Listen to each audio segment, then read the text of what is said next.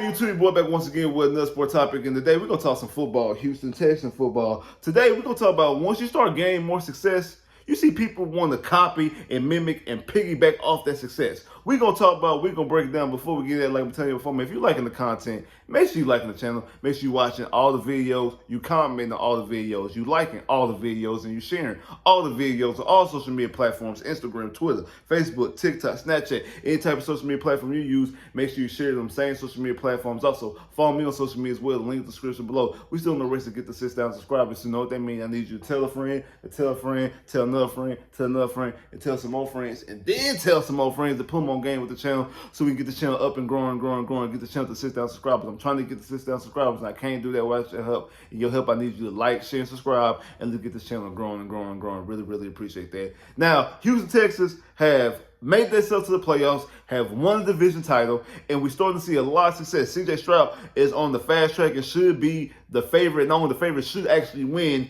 Rookie of the Year, Offensive Rookie of the Year. And you have a rookie offensive coordinator that's now starting to get opportunities of himself, because now you got people calling him and requesting him to be a head coach. And a lot of people have asked me about that. Hey, man, what you think about Bobby Slowik possibly leaving? Bobby Slowik getting all these coaching opportunities and asking, and people want to interview him just after 1 year. Do you think he's going to leave? Do you think he's going to take the job? How do you think he's going to be a head coach? What are the Texans going to do if we lose Bobby Slowik? Is this a good thing, bad thing, whatever? And I'll tell you this. Am I surprised? Absolutely not. I'll be honest with you, I'm not. I've actually mentioned this a couple of times back in the offseason, that if the Texans are successful, especially offensively, and most importantly, if CJ Stroud looks like a franchise quarterback and has a very, very good year. Not talking about the real year he had, but just have a very, very good year and looks like he's a franchise quarterback and he was the right decision to take him at number 2. Bobby Slowik is going to get looks. If the offense looked crisp and clean, it was high-powered and scoring, he's going to get looks and calls, because that's what happened, especially because the tree comes from. He comes from the Kubiak-Shanahan tree. He was coaching under Shanahan. They see Mike McDaniels out there in Miami. They see Kevin Stefanski in Cleveland. They see Sean McVay with the Rams, and then you also see Kevin O'Connell with the Minnesota Vikings. You see Matt LaFleur with Green Bay. All these guys come from that same type of coaching tree. They come from the Shanahans and the Kubiaks and the Kubiak-Shanahans, and however you want to slice it, because both Mike McDaniels and Matt LaFleur used to coach in Houston back under Gary Kubiak. Kevin O'Connell came from the Rams. I think Kevin Stefanski was with he was in Minnesota with Kubiak in Minnesota. And we all know that Kyle Shanahan once used to be the offensive coordinator for Houston Texans before he went to Washington with his dad and things like that. So we see what this offense and what this coaching tree, especially in recent memory, is doing from the offense standpoint. I know you got other guys out there like Robert Salah and things like that, but I'm speaking specifically on the offensive-minded guys because we're talking about the offensive coordinator and Bobby Slowik. And you also think about what this offense has done in just in this short time and only one season. You've seen what this offense has done. I know people are like, really, what has it done? Well, we're talking about an offense that was 13th in scoring. We're averaging 22.2 points per game. It was 7th in passing. Well, averaging 245.5 yards in the air. Now, on 22nd in rushing, averaging 96.9 yards on the ground. And from a total offense, they were the 12th total offense, averaging 342.4 yards total offense.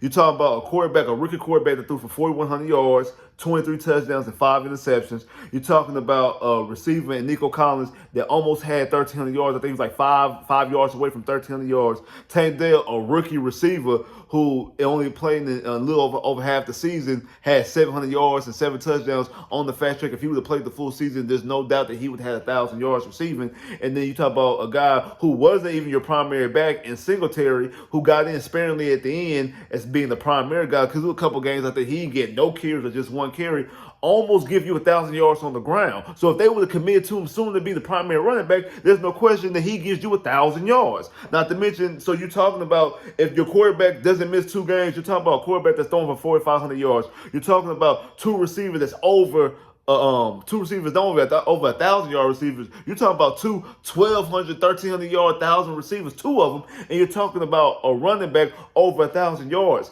That looks like a successful offense. Now, I know a lot of y'all gonna say that's really on the success of C.J. Stroud, and I get you, I understand that. But again, when your players are successful, the coaches receive the benefits. Just like when your players are playing bad, the coaches also get the brunt of that as well. Now, we can sit here and argue all day how we don't like his play calls. We have issues. I've been very critical of Bobby Slowik, especially after the Miami preseason game. But we've seen him also have good games as well, call very, very good games from an offensive standing, from a play calling standpoint. Again, can he do better? There's a lot that he can work on, absolutely. But has he put this offense in a successful position? Yeah, and I believe that some of these rankings would definitely be different if CJ didn't miss 2 games. Like if CJ, because again, before CJ got hurt, this was a top 10 offense in scoring and in yardage.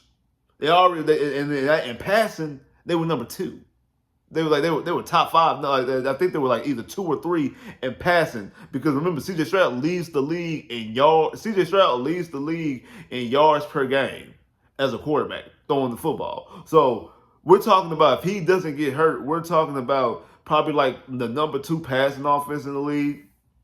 We're talking about in scoring, probably like around like 6 in scoring. We're talking about total yardage. We're talking about probably like 7 or 5, between 5, 6, or 7, somewhere in there. We're talking about at least top 10, if not top 5 in all categories outside of rushing. And I think if they would have committed to Singletary rushing sooner, again, I don't think it would be a top 10 rushing offense, but I do believe it would have been close to the middle of the pack. And again, that's more so on Bobby Slowik not doing his job correctly, because he didn't commit to Singletary sooner to help elevate that run standpoint. But I think when they're talking about points and yardage, I think that has more so to do with Stroud missing time, why that team did end up in the top 10. Because remember, Bill O'Brien's never had top 10 offense, never scoring or he's never had top 10 offense in scoring, passing, or total offense. Deshaun's only time Deshaun had a top 10 offense in passing was in 2020 when he led the league in passing, and Bill O'Brien wasn't here anymore. Remember, Bill O'Brien got fired after the first 4 games, and then that's really when the offense took off anyway. But under Bill O'Brien, even when Deshaun Watson was playing the level he was playing, he never had a top 10 offense. I think the highest his offense ever got was 12th, and that was in 2018.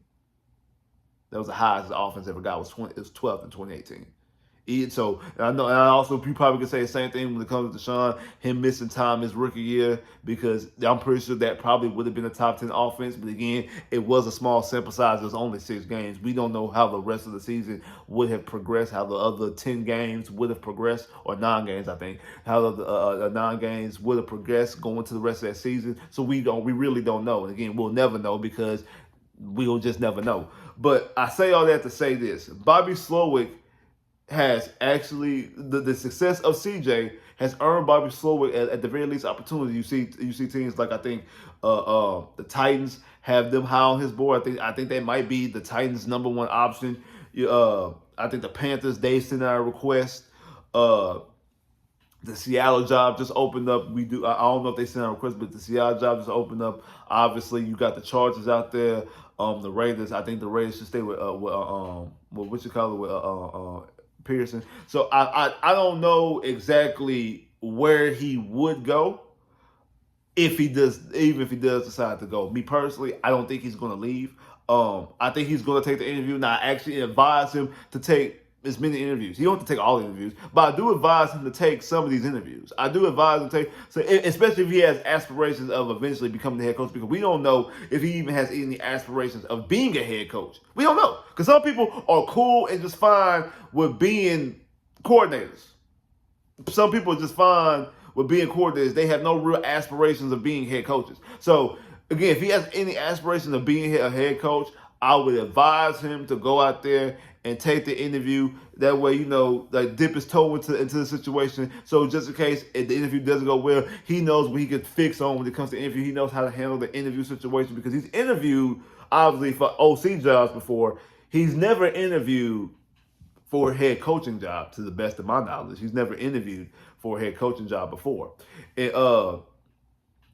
I know some people say, "Well, he ain't ready." Again, I'm not gonna say ready because he's only been 1 year as OC. Mike McDaniels was only 1 year as an OC before he went to Miami. Matt LaFleur technically was an OC in LA, but he never called plays. His first time calling plays was him going to Tennessee, him being the OC in Tennessee for 1 year calling plays, and then end up getting a job at Green Bay. And we've seen that what he's done with Aaron Rodgers. Aaron Rodgers, since he's been the coach in Green Bay, Aaron Rodgers won two MVPs and when everybody thought Aaron Rodgers' career was done, and now he's gotten Jordan Love into the playoffs.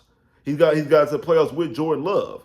And they were actually a game away from making the playoffs last year. They lost the last game of the season. That's the reason why they didn't make the playoffs. They was in the win-win situation. And up until this year, I think Matt LaFleur was like 16, 17-0 in the month of December. So Matt LaFleur showed you it capable he could do with a Hall of Fame coach, a Hall of Fame quarterback in Aaron Rodgers, and with a high first-round pick who they jumped up to go get. And Jordan Love, what he's able to do. We've seen what Mike McDaniels has done with Tua and that offense out there in Miami. We've seen what Kevin Stefanski's done with the plethora of quarterbacks that's going on in Cleveland. We see what they're doing out there in Cincinnati, another guy that comes from the same type of line of thinking. We've seen what Kevin O'Connell's done in Minnesota. I mean, people laughed and scoffed when the Vikings hired Kevin O'Connell. We've seen what he's done. We've seen that the level of play that Kirk Cousins probably had the best last year, and then the beginning of this year, the best of his career under Kevin O'Connell, and that type of offense and things like that. So you see exactly what all that's coming from, and you see that type of offensive mind of thinking. Again, understand it's only been 1 year as an OC. I understand why teams would go and target him. When you see the success around the league, and you see exactly what the success of the Texans have. And again, I understand a lot of people want to put that on CJ, and I agree. I do think there is majority of CJ as well. But also, the offense does have somebody calling the plays. And again, we can disagree with the play calls all we want to, but I see teams' line of thinking, good, bad, and different. I understand their line of thinking. Again, I don't think he's going to take any of these jobs because I don't think any of these jobs are good enough to take. I mean, sometimes it's not just taking a job just to take a job. It's not just taking a job to take a job. Like the Panthers, I don't think that's a good job. I think the Panthers is the worst job out there. I believe the Titans is the second worst job out there. That's why I think it was very foolish of the Titans to fire Mike Vrabel, because I don't see the Titans getting someone good, and I can see them going out there targeting Bobby Slowik, because they see what Bobby Slowik has done with CJ Stroud and with these other guys around. Because again, it's not just what is going on in Houston; it's the combination of what's going on in Houston and what other guys from this system is doing around the NFL. That's what it is. It's a combination of what other guys in the system is doing around the NFL and what Bobby Slowik has done in Houston. And also gets you to kind of thinking of what people actually really thought of CJ and the Houston Texans before the season started. That they feel like, okay, I want to give me some. I want that guy right there. That's who I want to coach my football team. And again, they got a young quarterback out there. Well, not young, but they got a rookie quarterback and Will Levis out there. They probably feel like, okay, man, we give him this type of offense. Who knows exactly what we could do? Remember, Hopkins played this offense before. We more than likely just lost Derrick Henry. So, but they do got Spears out there. So again, they feel like they can do some other things. Now, if it's the Chargers' job, I can see Bobby Slowik taking that job. If it's the Chargers, because that team is loaded with talent. Now, I don't think the Chargers. Now, if I'm the Chargers, I'm not hiring Bobby Slowik. Like if I'm the Chargers, I'm trying to hire like Mike Vrabel. I'm trying to hire like a Mike Vrabel, maybe John Harbaugh, I'm trying to hire somebody like that. I'm trying to hire a guy because this team, we have paid our quarterback. We got these receivers and stuff like that. I seen in my draft they had the Chargers taking Malik Neighbors in the first round. So you ain't gonna have another receiver. You just drafted Quentin Johnson last year. You got Keenan Allen. You got Mike Williams. Like you got all these receivers. You got Bosa. You got Clea Mack and stuff like that. You want all this talent. They got Derwin James. They got all this talent out there with the Chargers. I would hire a Vrabel or somebody like that, or like I said, or John Harbaugh or something like that. I wouldn't hire Bobby Slowik. But at the same time, if that team comes calling me, then or like the Washington job, I think that's probably a good job. They just gotta fix their quarterback and they sitting at the number 2 spot. If they could possibly take Jalen Daniels or something like that, which I think Jalen Daniels actually would fit well out there in Washington, honestly. But if they do something like that, then you also got the Falcons. The Falcons a good job, especially if they can get Justin Fields. I think if Justin Fields went to the Falcons, that might be a very sneaky good job too. So you got other jobs out there that, again, if they come calling, I can see Bobby Slowik going towards, like I say, the Washington. I can see him entertaining Washington, and that could end up being a good fit. The Falcons, if you tell me what the plan is to do with the QB, that might be something. Again, obviously, I feel like the Chargers are the best, or will be the best job out there. But if it's when I see stuff like the Titans, when I see stuff like the Panthers, and those are big people who go out there who are like beating down the door, calling Bobby Slowik, requesting Bobby Slowik, I think Bobby will take the interviews. Now, I advise him to take the interview. I don't think Bobby will take the jobs.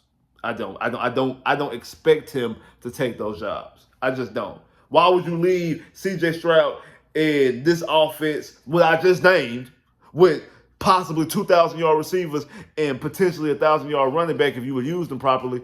What I just named with DeMeco Ryans is the guy which was always going to get the bulk of the blame if anything ever went awry.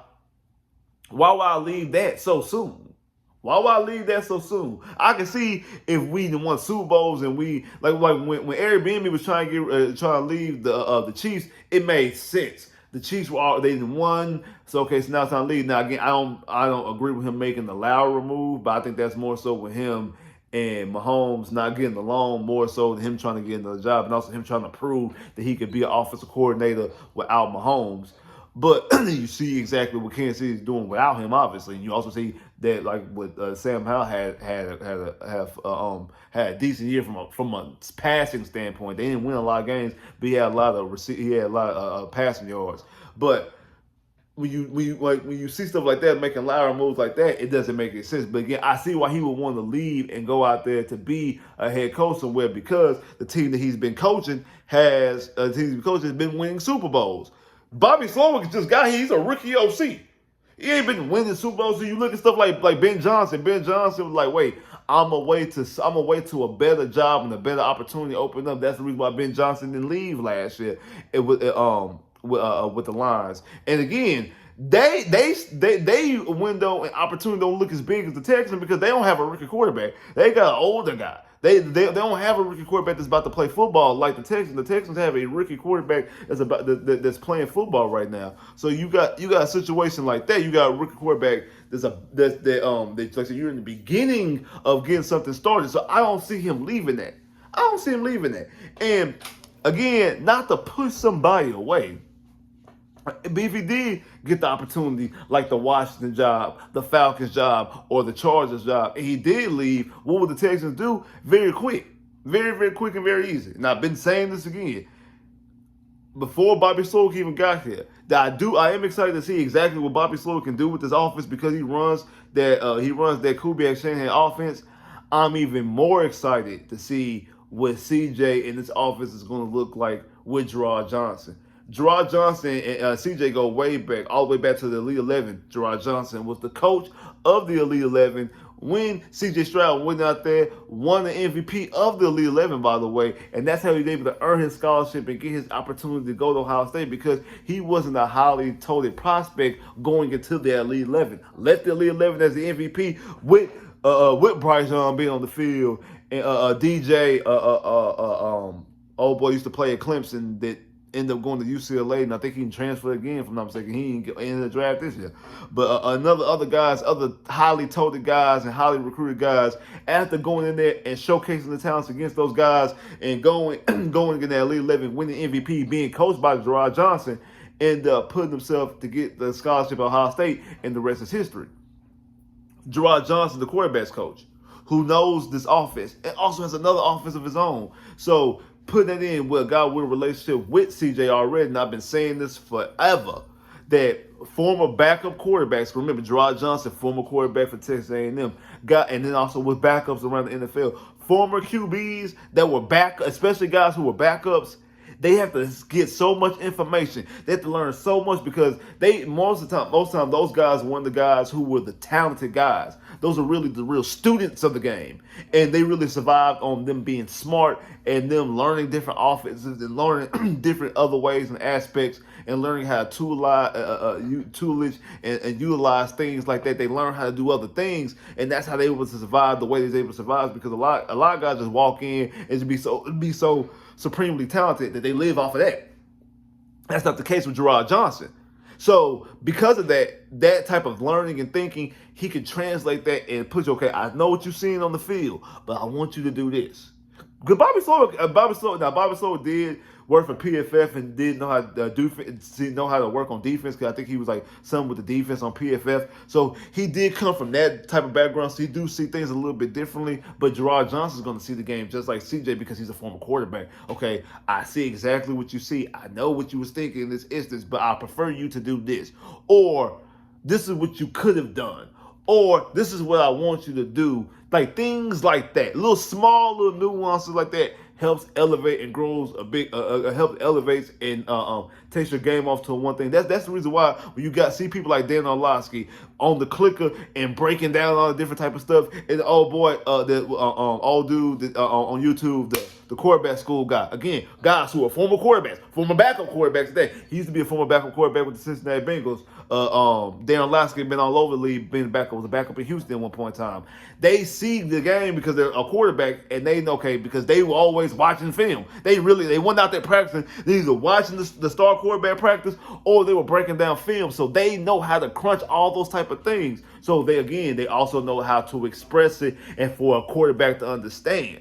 Because again, they're not just living off of their talent, they're living off of the film. They're living off of their work and things like that, actual schematics and things like that. So again, if Bobby does leave, I think Gerard Johnson will step into that role perfectly and actually might possibly even elevate what we see, especially because, like I said, we're in the infancy of C.J. Stroud's quarterbacking and the success offensively that this team has and that this organization has going forward. So am I concerned about Bobby Slowik potentially leaving? No, I'm not, because I don't think he's going to leave. And if he does leave, I think the Texans might end up being in better hands when Gerard takes over anyway.